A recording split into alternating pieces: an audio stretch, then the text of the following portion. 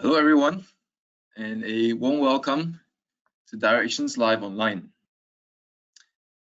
Well, now you have joined us today for an industry-focused webinar on the local water supply services on transforming water utility workflows using GIS. We'll be covering some of the angles we intend to tackle in the process of digital transformation. We'll be studying some use cases globally and locally in Malaysia, and we will wrap it up with a take-home message, all in the next about 30 minutes or so. So hello again, my name is Caleb Sang, and I'm a solution engineer with the enterprise consulting team of Esri Malaysia, and am dedicated to the water services industry. So before we dive right in, allow me to make some introductions. Esri has been supporting global water practices to deliver solutions that solve real business challenges and provides real value to water utilities. Now, in the US alone, the top 300 largest water utilities use Esri software to help run their business, as well as more than 7,000 universities and 20,000 cities worldwide. Now, Esri software is being used by more than 350,000 organizations, including 75% of the Fortune 500 and most of the national governments. And we spend 30% of our revenue on research and development, 5 times more than Apple and twice of what Microsoft spends. And 62% of the global water market as of today is using Esri technology. So in other words, about more than 100,000 water utility workers are using the geospatial cloud to respond to water main breaks, collect information in the field, analyze the water systems, and plan for their capital investments. Now, in water utilities alone, including water supply, water resource, wastewater, and rural supply, we have been serving over 9,000 water customers globally, especially in the Americas, Western and Central Europe, and Northern Asia. And we can deliver and support such scales mostly because we have the Esri partner network, and that's over 2,400 partners, right? 400 of which serves water organizations. For instance, Schneider's Electric's SciTech SCADA, and ArcGIS, hydraulic modeling, Autodesk for your computer-aided design, CAD, and BIM, your building information modeling plans, Oracle for your database management systems or enterprise asset management, and so much more. Now, as partners, we aim to draw on their expertise, and you can be sure that the integration is improving every day. Now, moving on to what GIS is for water. Now, if you're here, you might already be familiar with the term, but otherwise, it's geographical information systems, a way of using location intelligence to improve your work.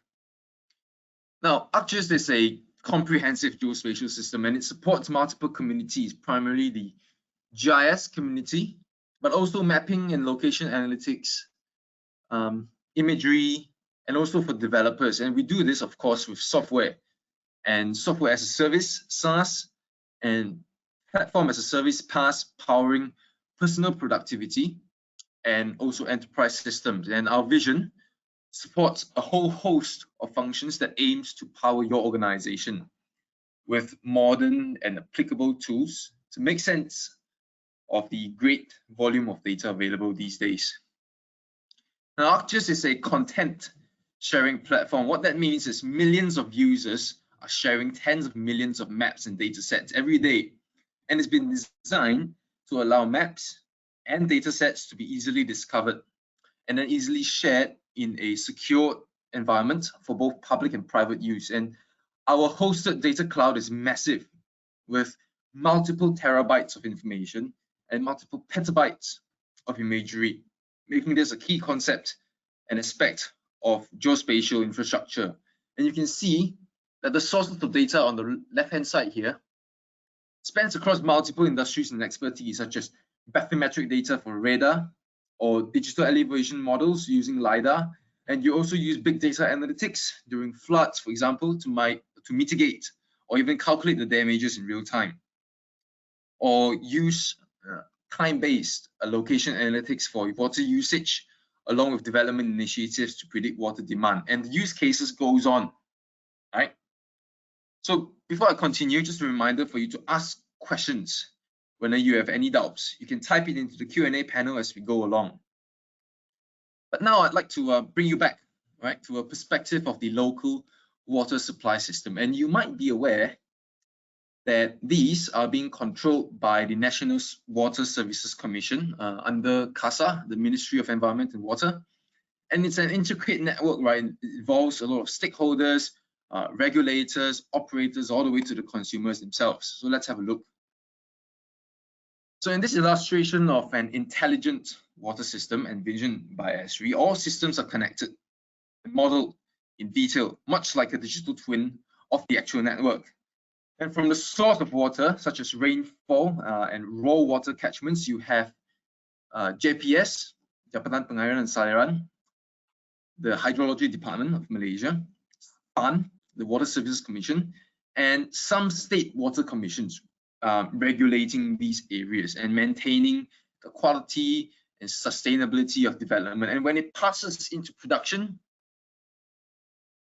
right, for water treatment and distribution, right, you have water operators like AIS Selangor, which is for the state of Selangor, PBAPP for Penang, Syarikat Air Johor for Johor, of course, and so on, right? And that would include the reticulation phase where clean, treated water is supplied to industrial and domestic consumers. Now, we also have IWK, Indah Water Consortium, on the right-hand side here, to help us manage the wastewater and discharges. Now, ideally, this is what the entire modernized utility network looks like. And you have delicately modeled systems that are connected, and it supports the operations and sharing of information among one another. And each of these components have challenges, right? And some of them overlap. Let me illustrate that. So in every initiative to drive digital adoption, we want to start with identifying the key people who will be using it day in and out, right? We start with the people. And that ranges from the general public who can provide you with consumption data to field workers, right, updating asset information during maintenance, and the analysts and engineers performing their analysis and making it usable. And then all the way at the top, you have the executives and the key stakeholders who make impactful decisions. So in this sense, the entire journey of digital transformation covers the entire hierarchy. And the key challenges to tackle revolve around three areas. Now, real-world modeling, representing the real world digitally, will pose many challenges, right? From modeling the intricacies of a booster pump house all the way inside, right? Or a network of pressure management valves, to modeling the utility to the extent of being able to delineate sub-networks, such as district metered areas or pressure management areas, which then enables these directional flow analysis and constraining areas to scrutinize your non-revenue water, your percentage of water loss. And when you put these all together, they allow you to generate traces within your network, helping you to support emergency shutdowns, follow contaminants to their sources, and so forth, right? Or there could be challenges relating to integrations with multiple systems. For instance, communicating with IoT devices such as remote terminal units, RTUs, or leak detection equipment such as acoustic leak detectors, or an enterprise asset management system, right, that you have invested millions in, now paired with a GIS to help you be more proactive in the asset maintenance or tracking asset life cycle to understand various types of assets and the behaviors or rehabilitation or pipe replacement initiatives. And you bring them all together with spatial statistics, with advanced tools such as Python model builders to automate your work. Now, another very real factor in digital transformation is about bridging the gap between field and office, where you want to be able to use any device, whether in connected or disconnected environments, and be able to manage tasks based on regions of operations, to collect real-time data and bringing this information into a dashboard, right, with up-to-date views of your resources and key performance indicators. That's plenty, right? And that just brings all the previous angles of working towards realizing a digital twin via a framework known as a geospatial infrastructure that is location-centric. Now, from the perspective of an operator or regulator, this can be done from scratch or to complement existing systems or data sets or CADs in your organization. Now, the geospatial infrastructure works by first assessing and documenting the locations of all types of data sources, instruments, imagery, land administration plans, as-built drawings, and so forth, right? And then there's integrating with multiple types of systems providers. And in the case of water supply services, it will be SCADA, a supervisory control and data acquisition system, hydraulic modeling systems, asset management systems, billing or consumer information, and so on. And from this point on, depending on the input, you can begin designing and building a variety of applications and systems capable of serving a large consumer base as a single source of truth. Now, from our experience visiting a number of state water operators, each department will have their own needs, their own organization charts, their own way of doing things, their own processes, and some applications will cater to all sections or just some specific sections or departments due to the authoritative nature of the data set. And in the water and wastewater fields, thousands of organizations around the world are embracing GIS as a foundation for everything they do. So from the top left, GIS is used to monitor water consumption for different DMAs. It could be trade, it could be industrial, it could be commercial or domestic. And NRW, non-revenue water improvement projects are targeted, right, at areas with high water consumption or high water loss to be in line with the operator's sustainable management initiatives. Now, coordinating operations can be a challenge these days, and traditionally it's common to use clipboards and pens to collect data outside in the field. And then you have to go back to the office or in your car and digitize it using a computer in a form of database or Excel sheet, right? Or using WhatsApp to communicate maintenance statuses of thousands of valves. Just try to imagine that. It's going to take a while. Now, GIS is being used by field workers of many water operators worldwide to carry out inspections, maintenance works, and monitoring irregularities in static pressures. That may be contradicting with a head loss, right, of a storage tank, for instance. Now, the interesting example from New Zealand at the center bottom here shows wiring together SCADA systems with GIS and BIM, building information modeling, of which the data source could be Revit, could be project management softwares, and giving a new dimension to the whole world of wastewater. Now, for the first demonstration, I'd like to present an example of integration with a portion of SCADA system based in Naperville, Chicago, USA, as a means of being prepared for emergencies, anomalies of water supply, and execute corrective measures within reasonable response time. So let me bring that up. So in this tank level dashboard, connected to a SCADA system, on the left-hand side, you can see that there are three, right, tank alarms. And the tank volume is actually a percentage of the entire storage capacity of the tank in height. So if you look at the bottom here, current water height in tanks show that now they are about, about quite a few water tanks here, and generally you can also put a 20% water water storage capacity, which means that when it actually drops below 20 or at 20, there will be an alarm coming up. An alarm such as this. So if I click on one of these examples here, it will bring me right to where I need to go. And it does show me here that it's at 11.25% capacity, and that's alarming for good reason.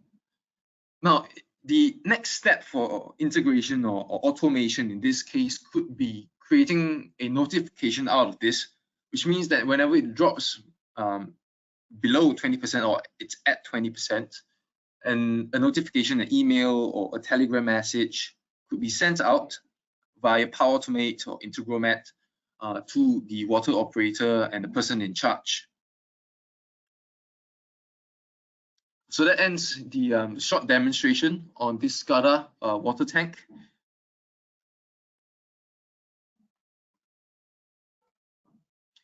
And now that we've witnessed the SCADA integration, we'll take it a step further in the perspective of asset maintenance. So the question water operators, especially in different regions, areas in the planning department, will need to ask is rather often is, which areas are affected, right? If I were to replace a certain valve or a section of a pipeline that has burst, for example.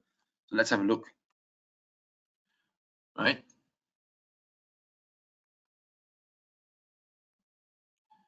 So in this example,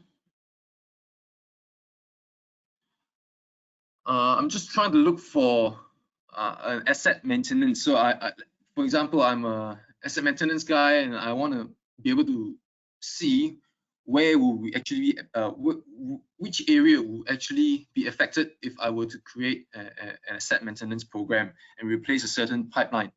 So I'm going to look for this BB Elementary School.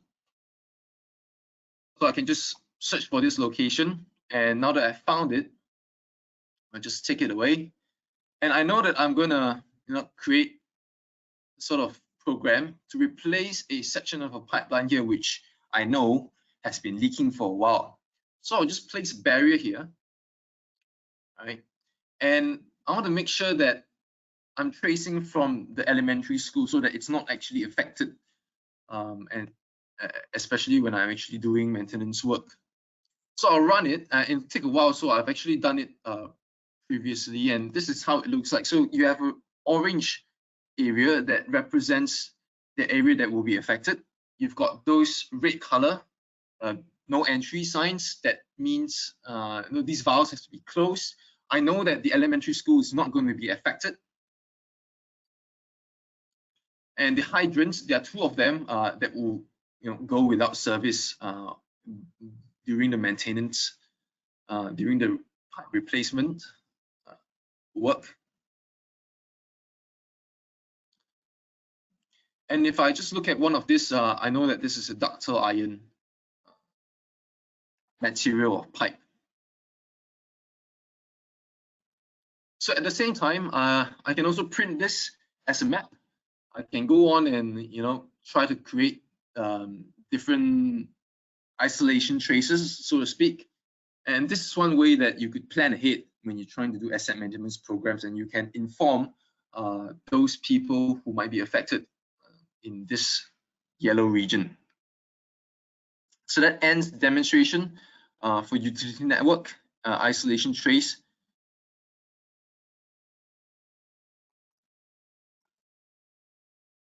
So let's continue with some use cases, right?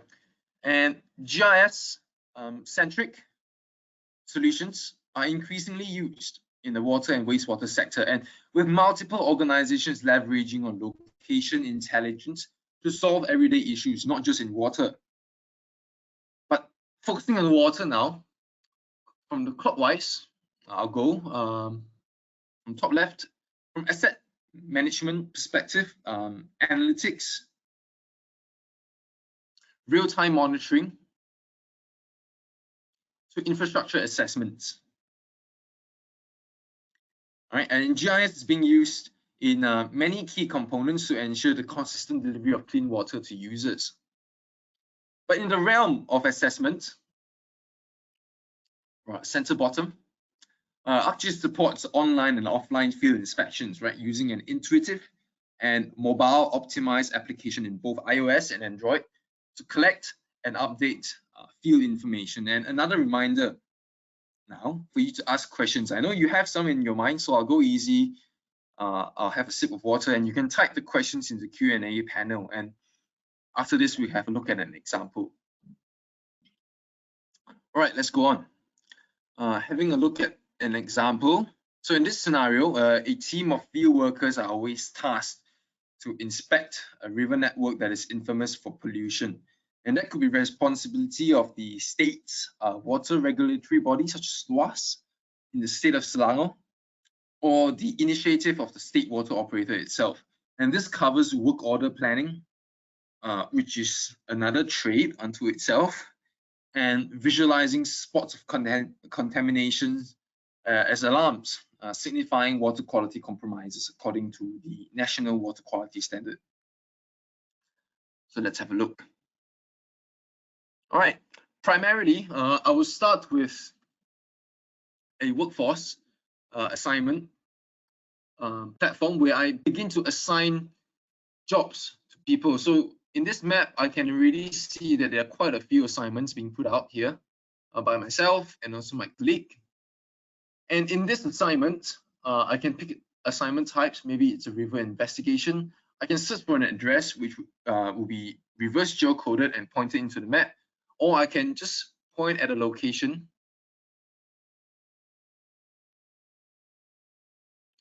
and it will actually appear geocoded. I can assign it to myself or whoever else in an organization, create a priority, due date, time, and ID descriptions, and I can also add attachments by selecting a file. Once I've created the assignment, the field workers should get a notification.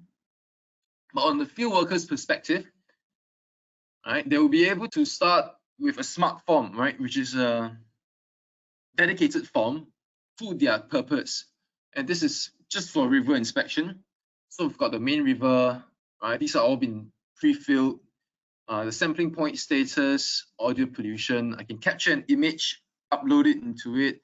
I can even add locations or change location. This is coming directly from where it was in the assignment. And I can submit. But otherwise, I can also include QR codes in this form. I can include signatures and whatnot. So once the field workers actually input information into this form, it can be shown in a very simple graphical user interface for this form's data, right? And you could even create a report from it straight away, or export this as different files if you need them. But finally, the output for stakeholders or executives would be a dashboard, right? And this is a simple dashboard illustrating the points that have been collected during the river investigation. Now, these are indicators on the left-hand side. Blue for sampling points, so that 11 so far. Critical points that could also be in lists, and non-critical points, which will show me that they are all okay. Now, if I want to focus on one of these rivers, I can select it and it will zoom right down to it.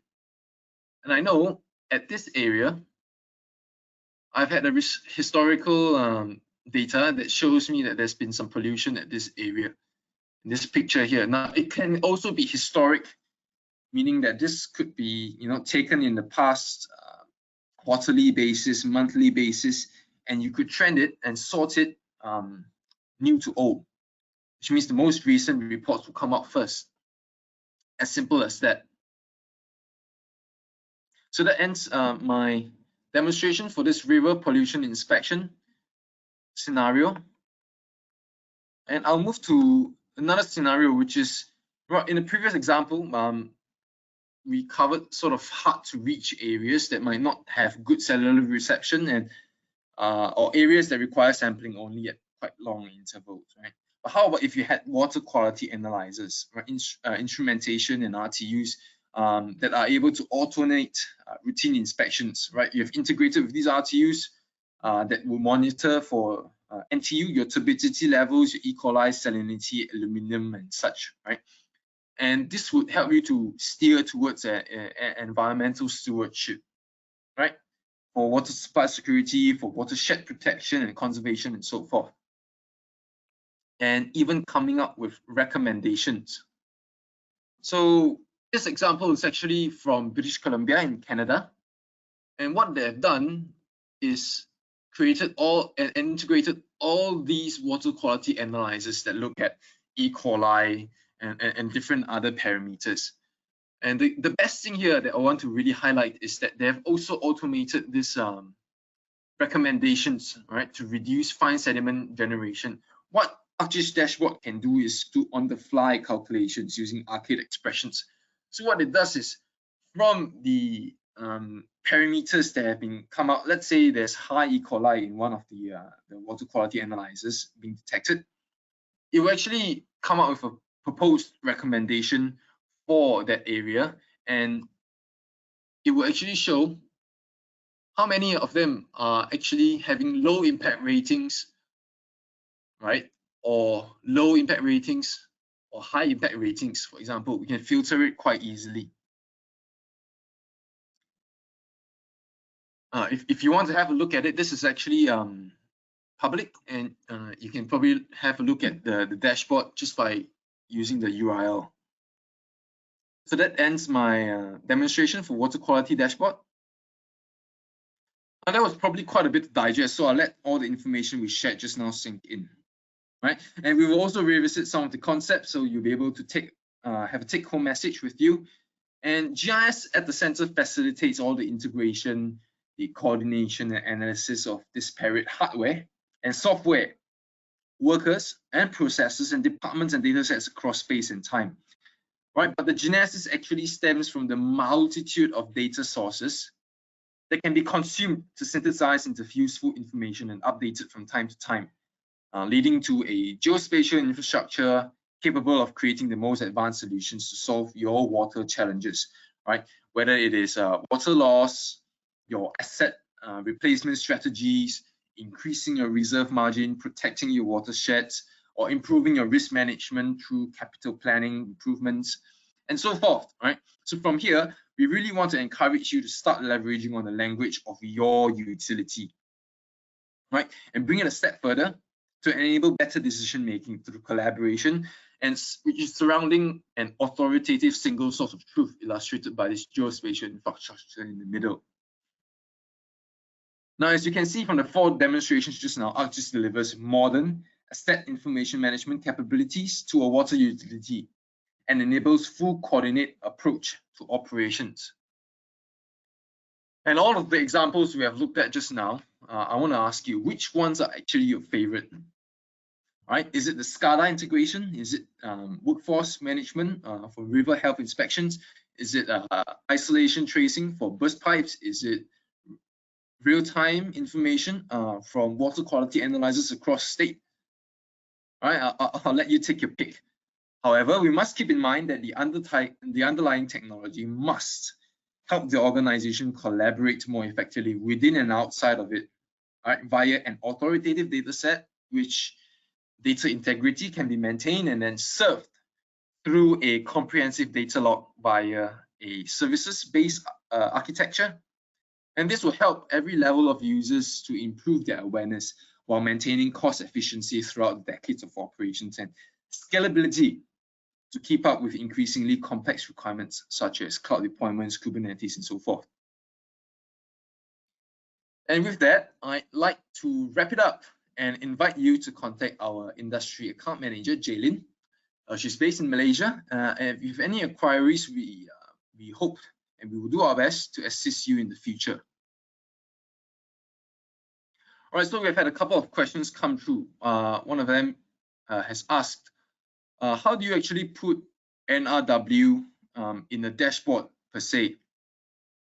To answer that question, we have to bring it back to sort of a performance measurement of non-revenue water. In short, it's NRW. So NRW is usually measured through system input volumes and consumer billings and the difference of it. You can actually do that through algorithms. I believe there are algorithms out there that are readily available through the International Water Association based in US. You could use theirs. I'm pretty sure your operator, your state water operator, is probably already using that. But the other perspective is from there, you could actually expand it into a map, into the dashboard that shows what's the NRW for each of the district metered areas, or each of your regions or your states if you're a National Water Services Commission, such as SPAN. Right. On the other hand, you could also use infrastructure leakage index, which is if I remember correctly, which is a difference between a ratio between current and unavoidable annual losses of water. And that could be a modern way of doing it, but it may not be so applicable in an area sort of manner, because it calculates by kilometers of pipes or pipe burst index. So there are many ways of measuring performance of water losses, but that's just one example. Hope that answers your question. Right, and there's another question that asks, in general, what affects the asset performance of a water utility? Well, there's quite a few. There's quite a few, and the performance of water utilities and their assets are mostly related to the percentage of water loss, right, which is a measure of your asset health. And that could be just one of the factors. That could also be pressure management. So incidentally, if you have high pressure, you have high loss, right? If you have low pressure, you have low loss, but that also means that you have to manage it so that the end consumers, the consumers at the end of a pipeline, for example, won't actually be complaining every time during peak hours when they will not be getting any water. Or it could also be the effectiveness of your operations. If you have a fast turnaround time of asset maintenance programs, pipe replacement programs, for example, or pipe rehabilitation, so you're changing from asbestos cement to mild steel or HDPE, for example, you would be able to turn around quickly and have a skilled team that actually updates that information as well.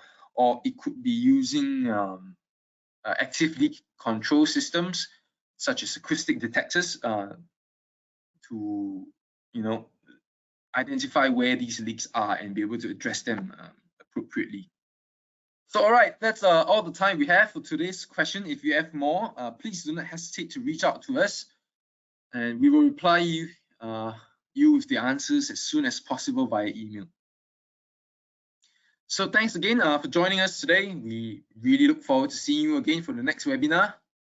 Goodbye.